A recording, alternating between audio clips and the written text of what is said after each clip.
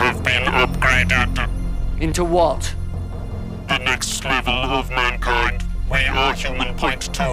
Every citizen will receive a free upgrade. You will become like us. When I started watching Doctor Who, the Cybermen immediately became the most frightening villain I had ever seen. It's absolutely horrifying to imagine a human being forced inside of a metal body against their will, simply because the Cybermen believe humans needed to progress. Oh, but look. Emotional inhibitor. Stops them feeling anything. What was even scarier, however, was that the Cybermen's idea of an upgraded human was one without emotions or empathy. P.J. Manny defines empathy as the ability to share someone else's feelings. He said it's the most important trait humans possess. So when we forego our own empathy for the sake of progress, we cease to be human. But you already knew that, because Doctor Who reminds us of this over and over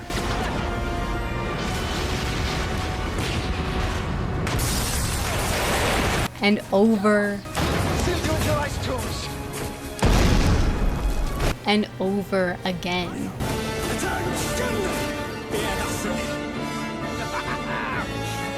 As does plenty of other sci-fi. So that's not what this video is about. Rather, I look to answer the question of why science fiction cares so much to remind us of this message. And I believe the answer lies in history. The modern era began in 1500 AD, which is a lot of history to cover. But there are significant shifts that occurred in the last 500 years that explain why this message is so prevalent today. Particularly, there were shifts in the way society thought. The 18th century was characterized by the Age of Enlightenment. This period was marked by its emphasis on reason and individuality. People were encouraged to think for themselves rather than allow the church or a monarch to think for them. They were encouraged to use their own rationale to perfect themselves and society. The Enlightenment was highly influenced by two writers, Thomas Hobbes and John Locke. In Thomas Hobbes' 1651 book, Leviathan, he argues, "Nature should thus dissociate and render men apt to invade and destroy one another." Hobbes argued here that people inherently hurt each other, but he continued on to say that through reason, we can overcome human nature to live in harmony. In contrast, John Locke argued in his 1690 book, Two Treatises of Government, "The state of nature has a law of nature to govern it, which teaches all mankind that no one ought to harm another in his life, health, liberty, or possessions." Essentially, Locke argued that humans are born in a natural state as blank slates that can be taught to do good. And while these were conflicting ideas at the time, science fiction has merged the two. The ability of sci-fi to instill ideas of empathy within audiences rides on Locke's idea that people are blank slates, that they can be taught through reason to have empathy. But sci-fi also seems to believe that we need to be taught to be good, empathetic people, which implies humans are inherently lacking empathy, that they are inherently bad, as Hobbes said. He's your dad, you can't just call him not mum. Not mum? That's you. Also not mum, that's me, and everybody else is peasants. That's a bit unfortunate. Following the Enlightenment, was a period in direct opposition to its philosophy, the Romantic era. Romantic philosophy is no better represented than in Romantic writer William Wordsworth's 1798 poem titled "The Tables Turned." Enough of science and of art, close up those barren leaves. Come forth and bring with you a heart that watches and receives. Romantics rejected the reason that controlled science and art of the previous era, arguing it would turn mankind into cold, heartless machines entirely lacking emotion and feeling. Instead, they advocated for embracing human emotions and thinking with our hearts instead of our heads. Empathy is founded in an emotional response. When we understand how someone else is feeling, we empathize with them, we see their humanity, and it's difficult to hurt someone who we emotionally connect with. Science fiction uses this. The narratives work to build our emotional connection to marginalized or enemy characters and groups, so that we, the audience, can learn to empathize with them because an emotional connection is stronger than a logical one. From enlightened thought, Doctor Who teaches us how to empathize, and from romantic thought, the show gives us characters to empathize with. It's like practice. The more we practice empathizing with characters, the better we are at empathizing with real people. These philosophies show us how we reached this mindset of the modern society in which our sci-fi is created. But they don't show us why the emphasis is specifically on empathy. This is where shifts in technology and science come into play. The discovery of the New World in 1492 expedited technological advancements as ships and sailing techniques improved for transatlantic voyages, new tools were invented and improved, and maps and astrological information expanded. But what did we do with all of that? Who let this creature in here? On your feet, girl! In the presence of your betters! The Atlantic slave trade sent 12 million Africans to the Americas in the most horrific and inhumane conditions. Olaudah Equiano was one of those Africans. In his work, The Interesting Narrative of the Life of Olaudah Equiano, he wrote, "Is it not enough that we are torn from our country and friends to toil for your luxury and lust of gain?" I feel that this quote captures the dehumanization of Africans and the innate apathy of slave traders and owners as a whole. We don't serve Negroes. Let me make it clear, however, that the Atlantic slave trade was not the fault of the technology itself. The technology certainly could have and has been used for good. It was rather a lack of empathy paired with the new technology that resulted in the Atlantic slave trade. As society looked to make progress and build up its economies, an entire race of people were hurt in the process, for generations to come. The next significant events were World War I and World War II. Both came with incredible advances in science and technology that resulted in more efficient weapons, that in turn resulted in mass death and destruction. At the start of World War I, Europe took pride in their advancements. But as the war went on and World War II resulted in the development and use of the atomic bomb, they became distressed and questioned where their progress had really gotten them if it was only being used to destroy each other. And with World War II also came the Holocaust. Adolf Hitler's time in power was marked by rationalizing institutionalizing and acting on his hatred for the Jewish population, the people he blamed Germany's loss of the First World War on. Given the disparaging state of the German economy brought on by crippling reparation costs from the Allies, we have to understand how appealing Hitler's message was for so many Germans. They were looking for someone to blame and someone to punish, and Hitler gave that to them. Hatred is contagious and propaganda is powerful. In Helga Schneider's book, Let Me Go, she talked to her mother, a former Nazi SS guard for concentration camps, and asked her about the acts she committed and the ideology she held.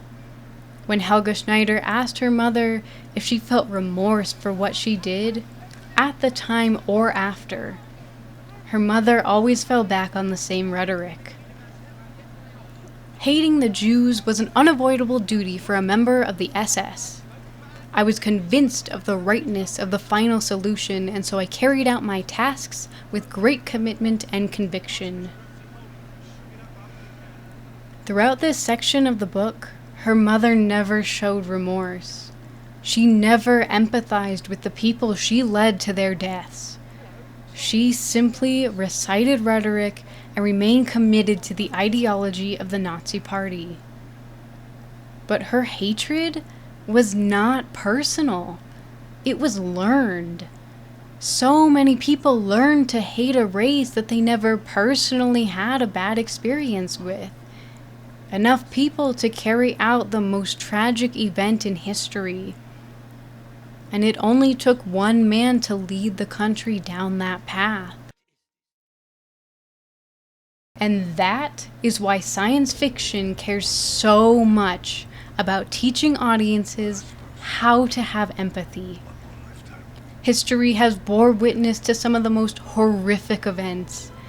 All of them were caused or made more horrific by our lack of empathy for one another. Doctor Who never gives up on reminding us of our empathy because the writers hope we'll never cause or bear witness to more tragic events if we always take time to see each other and treat each other as humans, to understand and relate to one another. Never be cruel, never be cowardly, and never ever eat pears. Remember, hate is always foolish, and love is always wise. And they have reason to believe that teaching us to have empathy can work. The Cold War that followed World War II had the potential to bring even more destruction. After the massive loss of life that resulted from the attacks on Nagasaki and Hiroshima, people feared the consequences of a nuclear war. Sci-fi writers envisioned a world where the Cold War ended in the destruction of the planet, in books like Do Androids Dream of Electric Sheep by Philip K. Dick. No one today remembered why the war had come about or who, if anyone, had won. The dust which had contaminated most of the planet's surface had originated in no country, and no one, not even the wartime enemy, had planned on it. First, strangely, the owls died. After the owls, of course, other birds followed. But now, the sun had ceased to shine on Earth. Perhaps the two sides learned the value of human life from the destruction of the world wars. They empathized with the enemy, and no nuclear weapons were ever launched. Empathy might just have saved the world. Everybody lives, Rose. Just this once! Everybody lives! We don't know what the future holds. Science, technology, and society are always changing. We don't know when or how we will be challenged in the future, or how important our empathy might be. So the writers want us to be prepared for the worst. Doctor Who teaches us this lesson often through the Cybermen. But wait, Doctor Who is science fiction. Technology can't be advanced enough for something like Cybermen to ever actually be real. Well, science is starting to look more and more like science fiction as time goes on. You're brand new. In Paul Root-Wolp's 2013 TED Talk titled, "It's Time to Question Bioengineering," he does just that. It's not just insects. This is the Ratbot, or the Robo-Rat by Sanjeev Talwar at SUNY Downstate. Again, it's got technology, it's got electrodes going into its left and right hemispheres, it's got a camera on top of its head. The scientists can make this creature go left, right. They have it running through mazes, controlling where it's going. They've now created an organic robot. Finally, Musa Avaldi of Northwestern took a completely intact, independent lamprey eel brain. This is a brain from a lamprey eel. It is living, fully intact brain in a nutrient medium with these electrodes going off to the sides, attached photosensitive sensors to the brain, put it into a cart. Here's the cart, the brain is sitting there in the middle, and using this brain as the sole processor for this cart, when you turn on a light and shine it at the cart moves towards the light. When you turn it off, it moves away. It's photophilic. An eel brain inside a robot doesn't sound so far off from a version of a Cyberman. So even while Doctor Who is trying to teach us about empathy in general, the lesson is also specific to a potential future where something like Cybermen could exist. But we would never allow this to be done to people, right? Well, that's the part that's up to us.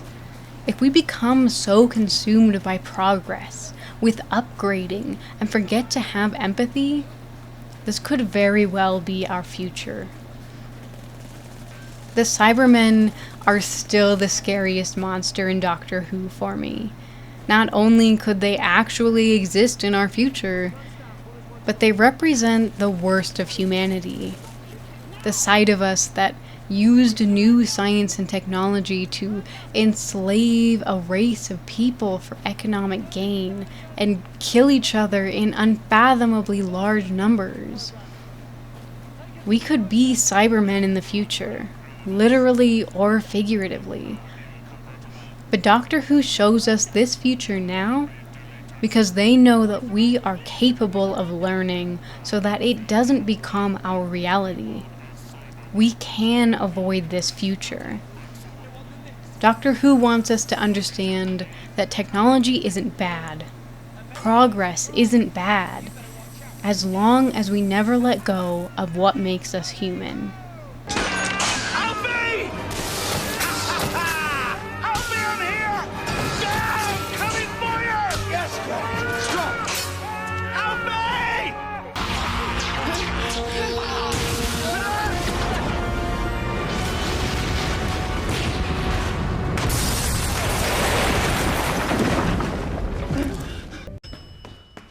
How did you get in there? Alfie! He's your daddy. That was another review, 10 out of 10. Cybermen, they blew up. I blew them up with love.